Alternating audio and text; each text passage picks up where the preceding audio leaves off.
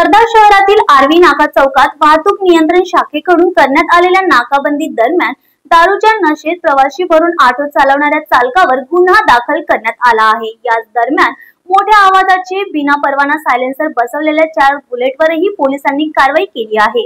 माननीय पोलीस अधीक्षक अनुराग जैन यांच्या आदेशानुसार वर्धा येथील आर्वी नाका चौकात वाहतूक नियंत्रण शाखेकडून वाहन तपासणी मोहीम राबविण्यात आली।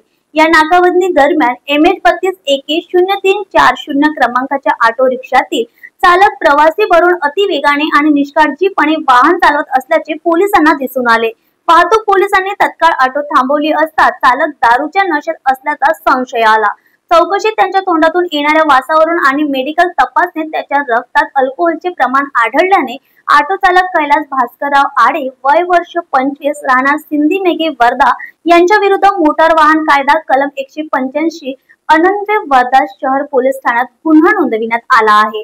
सदर ऑटो देखील पोलिसांनी जप्त केली आहे। याच दरम्यान मोठ्या आवाजाचे सायलेन्सर लावून कर्कश आवाज करणाऱ्या 4 बुलेट मोटरसायकलींवरही वाहतूक शाखेकडून कलम 194 अंतर्गत कारवाई करण्यात आली असून 10,000 रुपयांचा दंड वसूल करून 4 सायलेन्सर जप्त करण्यात आले आहेत। ही कारवाई सहाय्यक पोलीस उपनिरीक्षक संजय भांडेकर, पोस्ट हवालदार दिलीप कांबळी आणि पोस्ट हवालदार आशिष देशमुख यांनी रात्री 8 वाजता आर्वी नाका चौकात केली। अपील वाहतूक शाखेकडून सर्व वाहन चालकांना आवाहन करण्यात आले आहे की कोणीही दारू पिऊन वाहन चालवू नये। बुलेट किंवा इतर दुचाकींना मोठ्या आवाजाचे बिना परवाना सायलेन्सर बसवून वापरू नये। असं केल्यास पोलिसांकडून कठोर कारवाई